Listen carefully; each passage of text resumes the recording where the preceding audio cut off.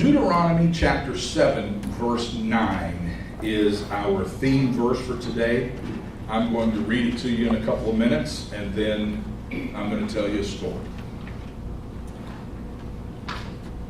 Believe it or not, I actually went to school to learn how to preach. And one of the things that they teach us there is that you should have an illustration, for the points of your message. And somebody asked a professor one time, how many good points should a sermon have? He said, well, at least one. So I'm going to try to make at least one good point today.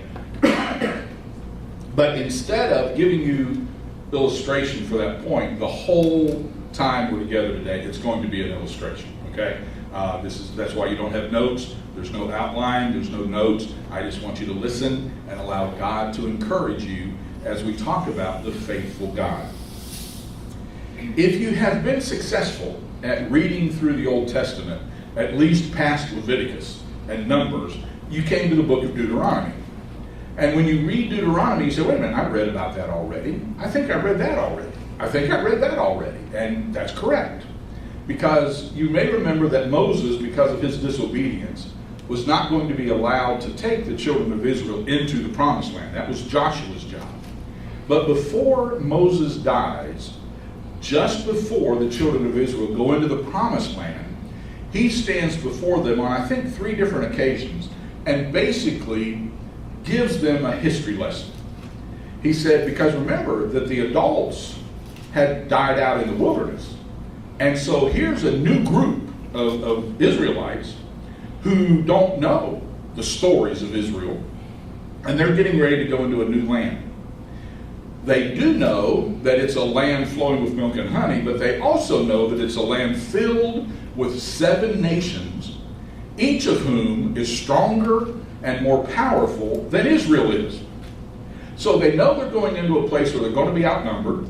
They know they're going to be in a place where they're taking land from somebody who's already had it.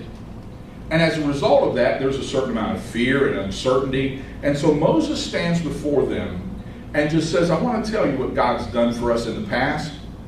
And the key verse in Deuteronomy is chapter 7, verse 9, where he says, know therefore that the Lord your God is God.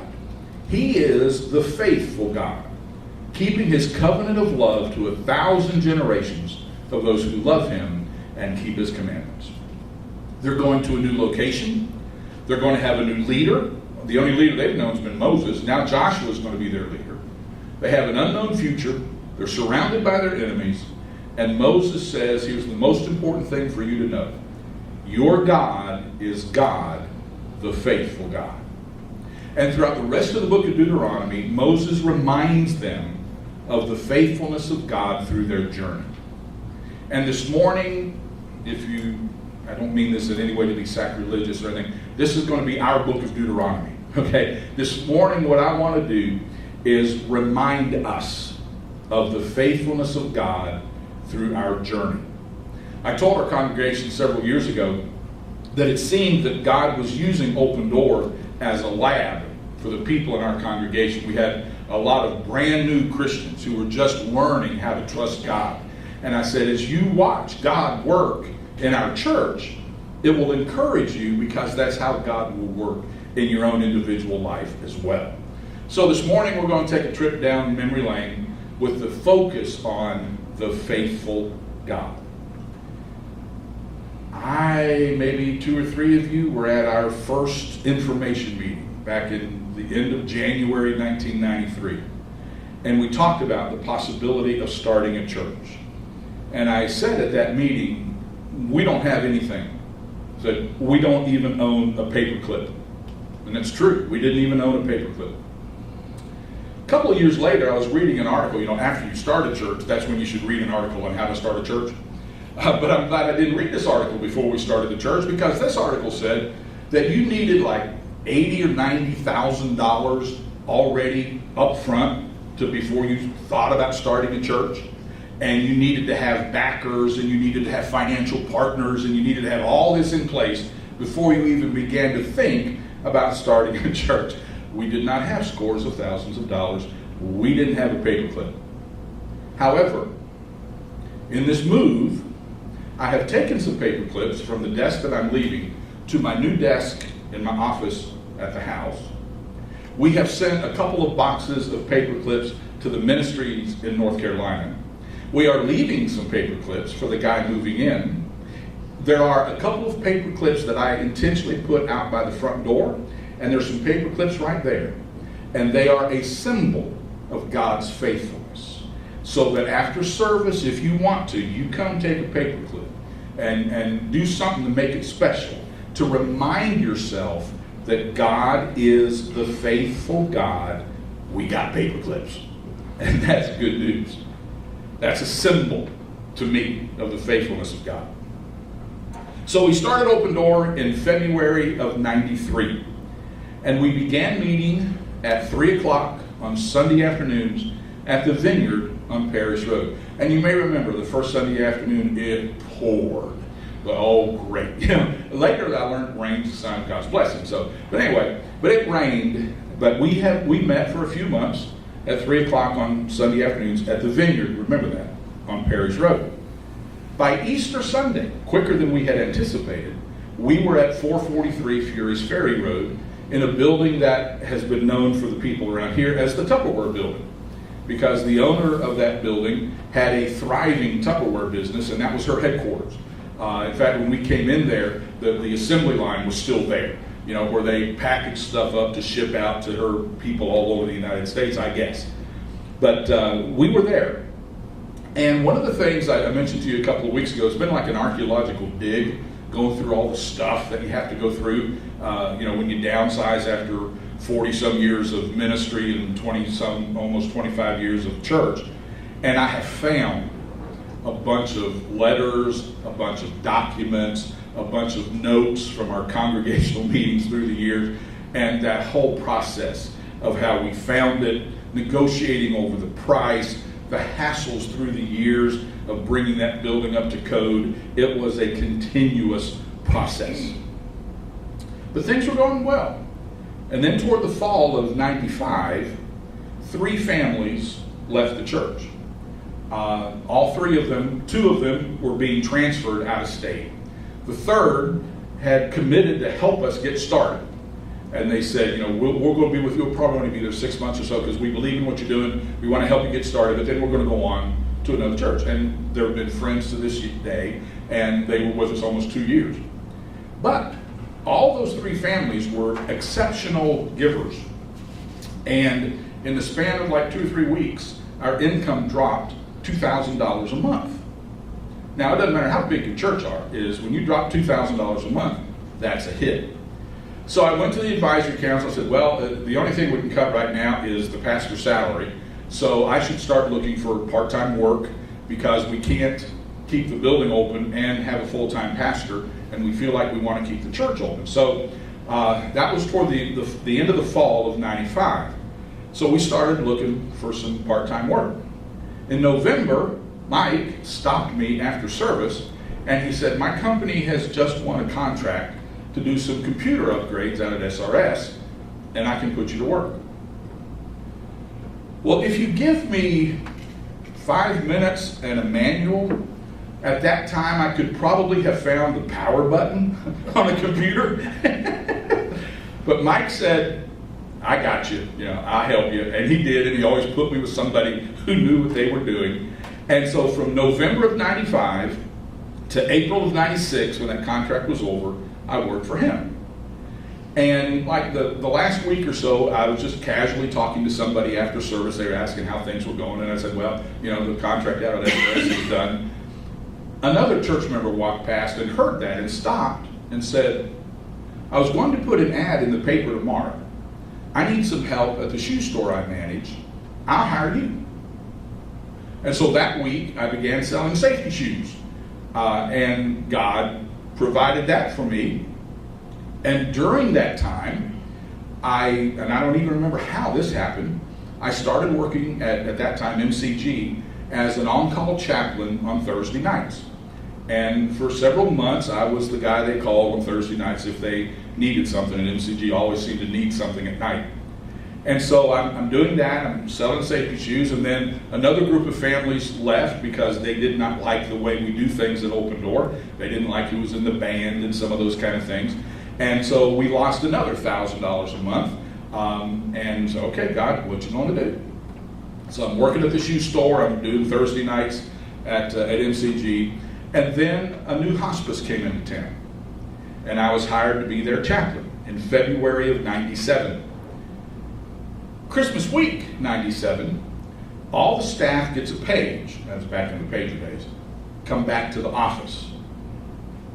Uh-oh, this can't be good. It wasn't. Christmas week, 1997, the hospice company says, we're closing.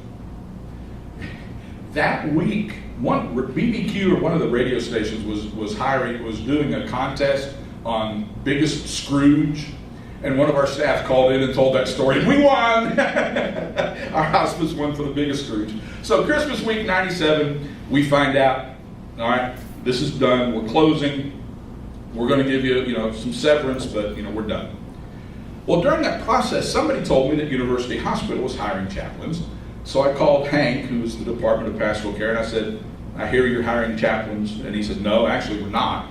He said, actually, we're doing budget cuts, and we're letting 2 of our chaplains go. Oh, okay. I thought that was the way God was going to provide. Well, about that time, Donna got a raise at work, and we had that hospice severance. I found that letter, attached as your severance. And literally, about a week or 2 after that money was running out, in March, I got a call back from Hank at University Hospital. He said, we lost those 2 chaplains, but the hospital has approved hiring somebody to be on call nights and weekends. And he said, I talked to the department head at MCG. See, it was nothing by accident. I talked to the department head at MCG, and he said that if he had had a full-time job, he would have hired you, and that's a good enough recommendation for me. So I will give you the job if you're willing to take it. It's nights and weekends on call, not much money, but we've got a chaplain that does Kentwood and Westwood, and he's talking about leaving that position and going back to pastoring. So when that opens up, if it opens up, I'll let you do the hours at Kentwood and Westwood. That works with me. So in April of '98, I start working as an on-call chaplain for university. And then in August of '98, I began at Kentwood and Westwood. 2004, I had an opportunity to pick up the chaplain hours at Select. What you talking about, preacher? I'm talking about the faithfulness of God. You notice that nothing happens ahead of time. It's always like a week before the money was going to run out, or but he's always on time. So through this process of discovery, and man, you talk about an emotional process, digging in and finding all of these things that I'd forgotten about, I found several meetings that we had when we were at the Tupperware building about, is it time to move? We did not think we would be there very long. The first lease I signed was a 1-year lease. The next 2 that I signed were 3-year leases, and each of them had an opt-out clause because the building was always for sale, and the owner was hoping to get a good chunk of money out of it. And so she was agreeable to, some of them were 120-day notice because I wanted time to find another place. Some of them were 90-day notice, but that's how we had that lease set up, is that if she found a buyer, she could tell us you got to go, but give us 90 to 120 days notice. And if we found a place, the same way. Well, in April of '99, that was the week of the Columbine shootings, I get a call from our realtor at that building saying, we have an offer for a 4-year lease. At that time, we're paying roughly $900 a month, and then we paid the property taxes.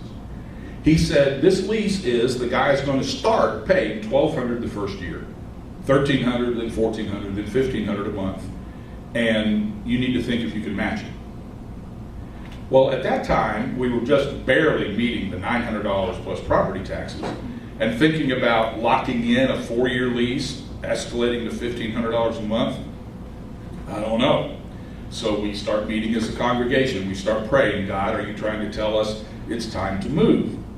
And it was during one of those prayer times, and we would meet on Sunday evenings and have prayer time in the building. And it was during one of those times that God led me to the story of the cloud, and how when the children of Israel are in the wilderness, he led them by a pillar of fire and a pillar of cloud. And when the cloud moved, they moved. When the cloud stopped, they stopped. There was a time when they moved and the cloud didn't move, and they got in trouble. And so I began using that phrase, is the cloud moving? Is God telling us that it's time to go? So here we are saying, we got to think if we can match this offer or not. When, like 2 or 3 weeks later, the realtor called back and he said, no, we're not going to give you an opportunity to match the offer. And I found the letter was, this is your 120-day notice. You're not given an opportunity to match the lease. You got to be out by September. Okay, that sounds like the cloud's moving. When they kick you out, you don't have to pray a whole lot about whether the cloud's moving or not. So we started looking. And when I mean started looking, I mean meeting with real people and talking real numbers and actually trying to figure out, will this building work? What will we have to do to get it to work? And I found a lot of notes from some of those meetings, and that brought back some really not pleasant memories. That was a rough span of time. Because, this is, somebody at the church, there's a great building here. Yeah, it's $4,000 a month, and it's just a shell. Oh, this is a great building. Yeah, it's $1,800 a month, and it's not even air conditioned. And it just, well, you can meet at a school. Yeah, you can, but you got to hire a security guard. It's more than what we were paying where we were. And so we go through this process. And then I found my notes from Sunday, August the 15th, 1999. Okay? We've just been told a month or two before that, you got to be out by September. August. God never does anything in a hurry ahead of time. We think we got to move September the 1st. And August 15th, I stood before the congregation in the Tupperware building, and this was my notes. We went last week to see our family.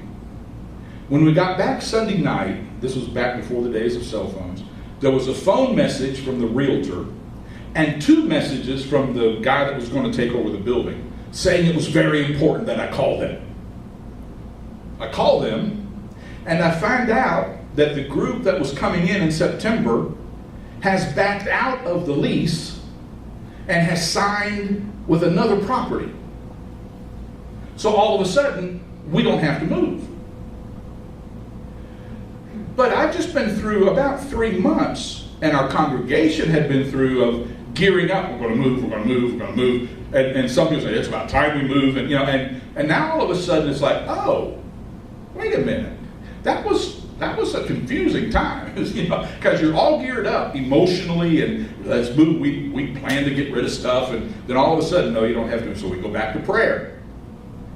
And we knew, because we had spent the last 3 months getting hard and fast numbers, we knew that the Tupperware building was still by far the cheapest option for us. And since the owner, who learned later that we had not been given an opportunity to match the lease and was upset about that, she said, oh no, we should have given you an opportunity. And realizing that not only was the 4-year lease gone, we might be gone, she was suddenly, for the first time, open to making changes that we had been after her to make for years. Bring the building up to code and redoing the roof and just all kinds of different things that happened during that time if we would stay. So we decided we would stay, and I signed, pay attention, I signed a 3-year lease effective January the 1st, 2000, with a 90-day opt-out clause. Well, then during 2002, I get a phone call from the realtor. They're getting ready to widen Fury's Ferry Road. At that time, Fury's Ferry was a little 2-lane road. We had a lot of parking in the front of the church. We had a lot of parking in the front side of the church. It was easy to get in and out. I found the schematics from the DOT during this move. And I remember meeting with the attorney for the property, and because they were buying up right-of-ways and they were doing all kinds of things. And it was going to basically take away all of our parking except in the very, very back of the church. Now the building is still there. You can drive down Furious Ferry Road, and it's the old dilapidated building on the right, just past the public shopping center. And you can see there's no parking in the front, there's no parking in the side, and it was like, what are we going to do? Even the realtor said, this is going to impact y'all really rough. So remember, we have signed a 3-year lease, January 2000, with a 90-day opt-out. During this process of meeting about the road and what's going to happen, I found a letter, the owner saying, in light of the uncertainty of the road construction and not sure what's going to happen, we want to change the lease to month with a 30-day opt-out for both parties. That's January 1, 2003, the new lease would become effective. I had forgotten that. As I was going over this, I thought, how in the world did we get out of a 90-day notice? Well, we had changed it in the middle of December to month, 30-day notice. God is faithful. In the middle of December, something else happened. I got a phone call from a lady I knew from Augusta Christian Schools. She said, I was driving by your church the other day and I see the construction that they're doing and it looks like you're really going to be in trouble for parking. The church that I go to is getting ready to move. And we've got a place that's going to be open and wondered if you might be interested. Said we're paying about $2,000 a month. At that point, we're paying $1,200 a month. Big step. So I met the leasing agent for the property, which is where we're sitting now, 605, 606, 607, 608, and 609. And we started talking. I told him what we were paying now, and you may remember 608 and 609 were rough. I mean, if Bill Schlipper here, he can tell you how rough they were. And they agreed that they would allow us to get in the place for $1,440 a month if we took it as is. And so Bill and his crew and several of us did a whole bunch of work getting the place ready. In the meantime, somebody in the church asked me a very legitimate question. Preacher, I've seen the financial numbers. We're barely meeting our budget now. How in the world are we going to meet an additional $240 a month? That's a legitimate question. And what we did, some of you were here then, I said, we need y'all to increase your giving for the next couple of years so that we can do this. And they did.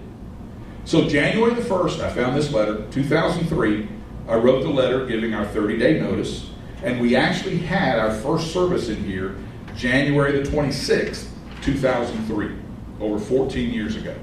To this day, we've not missed paying a bill. We've not paid a late fee on a bill. God has been faithful. And we have paper clips left over. January the 25th, the Saturday before we moved in here, the teens and Donna and Mary Horn had a yard sale at the old building. Two very special things happened that Saturday that I remembered when I found my notes.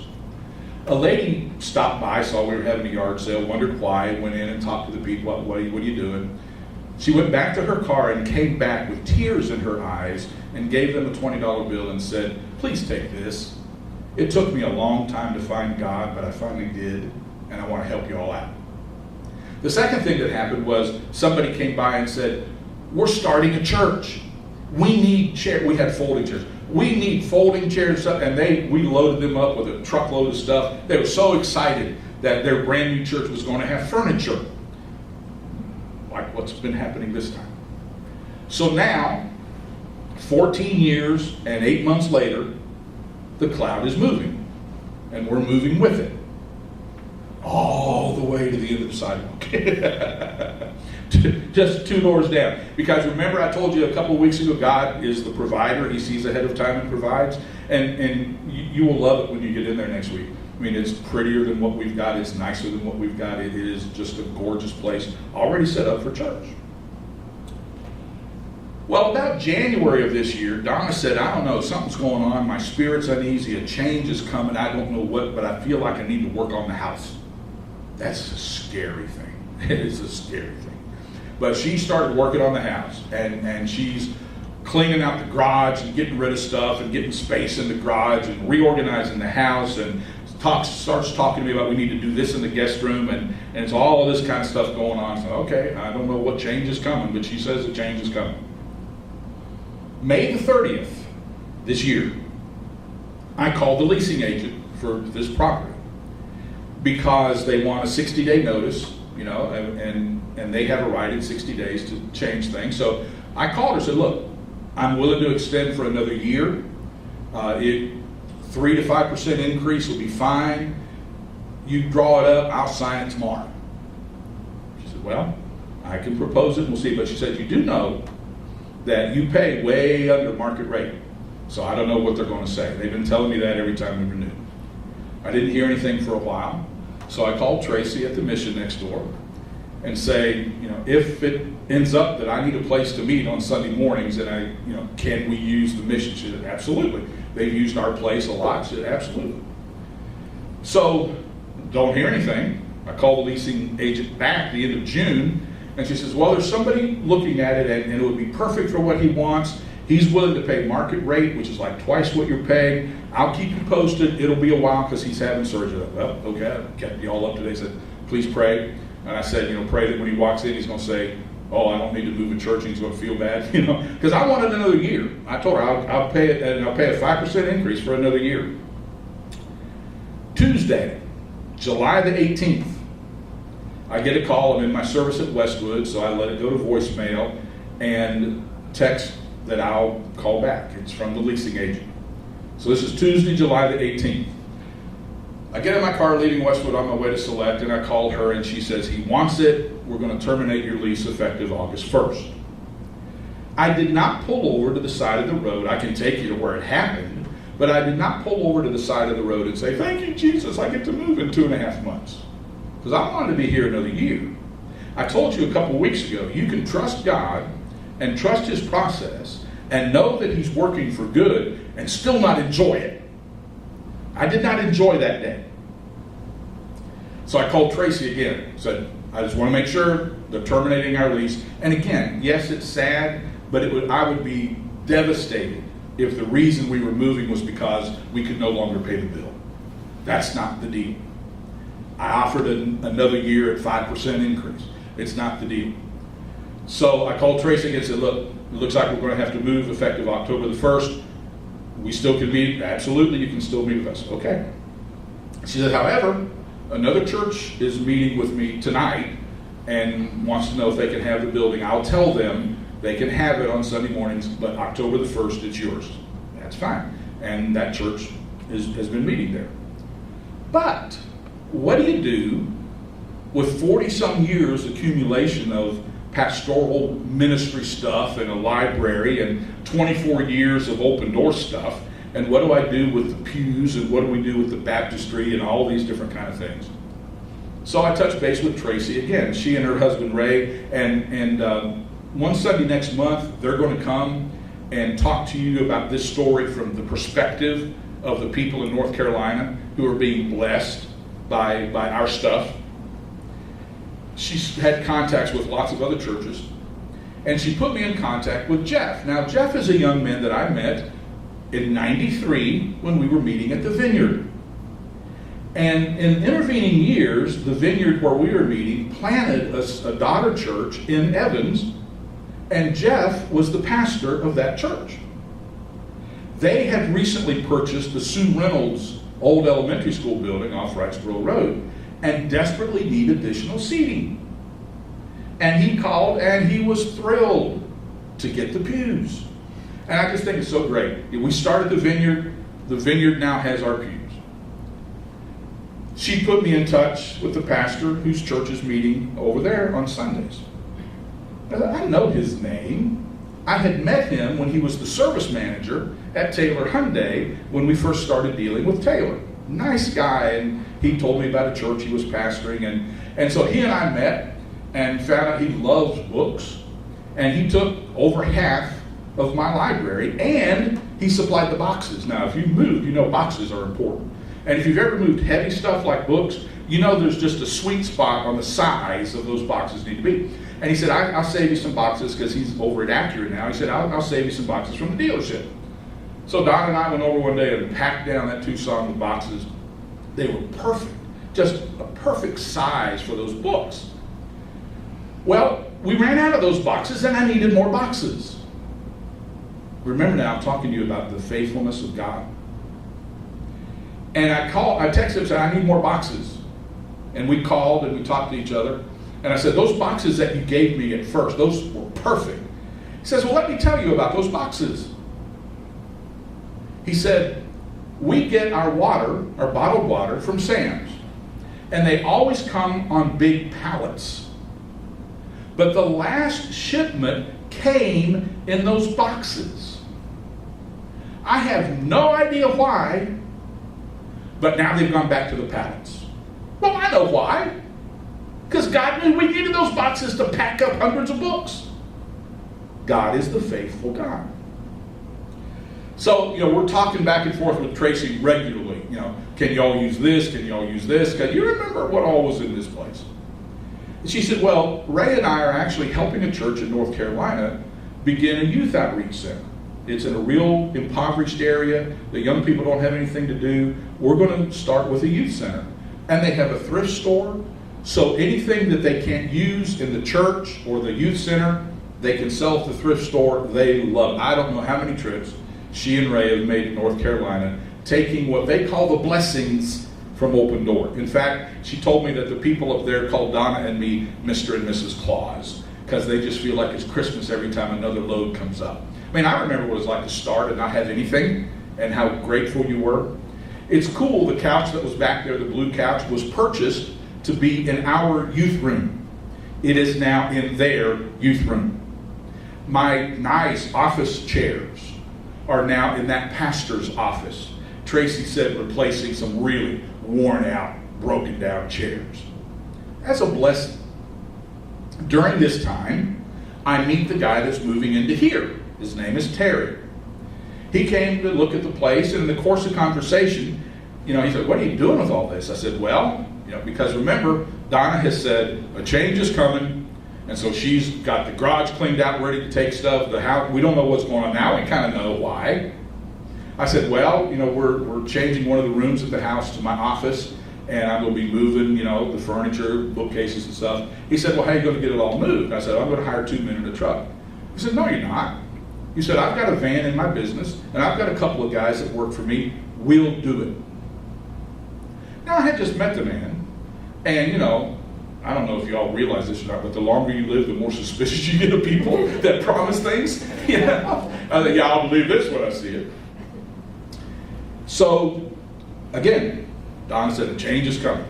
This is how we're going to rearrange the guest room so that you can put your office in the guest room. And Brian came over one weekend and did not know what he was getting in for, and he and Victoria rearranged the guest room so that there would be space for bookcases and a filing cabinet and a desk for me to have an office at the house. And then that Monday, Victoria comes over and we spend, a couple hours unloading the bookcases that we were going to need to move and the filing cabinet we were going to need to move and all that kind of stuff and getting it ready. So I text Terry and I said we had scheduled for Friday that we were going to meet at the church and he was going to move the stuff over to the house. It was a rough week for him. Friday wasn't really a good day, but it was the best day we could come up with. And I texted him Monday night. I said, actually, I'm ready. Maybe we can do it Wednesday. He said, Wednesday would be great. So we have this set up for Wednesday, August the 23rd. We're going to meet here at the church about 2:45. I'm talking to you about the faithfulness of God. During this time, I find out you got to get rid of the baptistry. How in the world are we going to do that? I touched base with Bill. He put it in for us. I thought maybe he would know how to take it out for us. And I told you a couple of weeks ago, I said, Bill's, you should use Ahoy Construction, but you should not use him for emergency situations because he's so good that he's always booked, a month ahead, 6 weeks ahead. He said, well, I can get to you in November, But he said, no, I'll get the baptistry out for you. Said, okay. So I'm on my way to Select about 12:30, Wednesday, August the 23rd. Bill calls, says, I need to get in the church. I said, well, I'm meeting somebody there about 2:45. He said, no, I need to be there about 1:30. Again, if you can get Bill, take him. I said, yes, sir, I will be there at 1:30. Now, my plan had been, go to Select, get an hour or two of work in, go home, grab a snack, get my blood sugar up, and head on to the church to meet Terry to load up the furniture to take to the house. Suddenly, I don't have that window. Suddenly, I've got to turn around, get some orange juice to keep my blood sugar up because I don't have time to eat, and meet Bill at the church. Except, I don't have any orange juice at the house. I used the last of it Sunday. And if you know my blood sugar, you know I've got to have some orange juice around or I'm going to crash. And if I crash, it's going to take me about 3 or 4 days to get back to functioning normally, well, as normally as I function. What am I going to do? I don't have any juice. Oh, wait a minute. Yes, I do. Because my son, the week before, for my birthday, had bought me a case of that orange juice in bottles that you don't have to refrigerate. And when I opened this, I thought, that's kind of interesting. Why would he send this? And I've got orange juice. So I called Don. I said, get some of those bottles and stick them in the fridge. I'm on my way home. Got to change clothes. Got to meet Bill. So I load up, pour up in a cooler, and load up those bottled orange juices and come to the church. And okay, now what are we going to do? Again, God is faithful. So I come to the church to meet Bill, and it turns out his whole crew. And he said, I'm talking to y'all about God, the faithful God. He said, the job we had this morning, we got done with it quicker than we anticipated. So I told the guys, just go to lunch and then meet me at the church. And in the span of a couple of hours, they took out the baptistry, replaced the wall. I mean, it was just an amazing thing to watch that happen. And last week I got the invoice from Ahoy Construction for doing that work. No charge. So while we're here, Terry shows up with his crew, and in the course of 2 or 3 hours and a couple of trips, we get all that stuff set up in the house. And he said, just tip this young man that's helped me. That's much cheaper than 2 men in a truck. When I got home, I emailed Brian about the juice, and he said, I don't know, man, I just felt like that might be a good gift for you. Well, I thanked him for paying attention to that feeling that it might be a good gift. So today, we're at our last meeting in this unit, but not our last meeting in this building. God knew ahead of time what we would need, and He has provided it. I wasn't happy when I found out I wasn't going to have a year to go through this, but God's timing is perfect. A year from now, the North Carolina ministry would have been up and running and not needed any of our stuff. A year from now, the vineyard would have already had the seating they needed and could not take the pews. Terry would have found another place. And by the way, Terry is thrilled that we've offered him the sound system and we've offered him several other things that we're just going to leave here, not have to try to get rid of because he can use it. I figure it's a good exchange for him moving my furniture for me. But God knows what's best. And when the time was right, He said, okay, Wilson, it's time to move. He knew, and y'all do too, He knew that if we had signed this lease for another year, it'd have been a year from now before we started doing any of this because it was not fun to do. But God knew that it needed to be done, and if we had a drop-dead date and we needed to get out, we would get it done. So it's been an emotional 75 days, I will tell you. Sad on many levels, but we were sad leaving the Tupperware building. I found my notes. Victoria said she was 6 when we started Open Door. When we left the Tupperware building, she said, but this is the only church I know. So God has been with us every step of the way. We were there almost 10 years. We've been here over 14. And God's not done blessing us now. He's not done providing for us now. He's already provided a perfect place for us, already set up as a church, already has chairs, already has a sound system, already has everything we need. So we're following the cloud. And it's kind of cool that we're going back to our youth room. That's really what we're doing. We're now going to meet in our youth room, which is Unit 609. And God is the faithful God, and He's already told me that when we get there next Sunday, He's going to be there waiting on us. because he's the faithful God. So I wanted to do our own Deuteronomy today. I just wanted to, and I haven't told you about the times when we got to the last week of the month in the Tupperware building and did not have the money to pay bills. And the men counting the offering come to me and say, "Preacher, you got to see this." And in the offering, somebody had put in $800 cash. And I think our bills that week were $700 that we could not meet. I mean, time after time when that happened. God is faithful. And we still got paper clips. He's the faithful God. And he's going to be faithful to you and me and us. I don't know where we'll be 5 years from now. I don't know where we'll be 5 months from now. Lord willing, I guess the world didn't come to an end yesterday, but maybe it will today or tomorrow. But, Lord willing, we're going to meet there in 609 for however long the cloud stays there. And when the cloud moves, we'll follow the cloud to wherever it moves next. Because God is the faithful God. That's one thing that has not changed in the 24 plus years of this church. God is the faithful God. And he's going to be faithful for you too. Now next week I'm actually going to do a sermon on the faithful God. I just told you the story today. Next week I'll give you the theology behind it. But just know, he's the faithful God.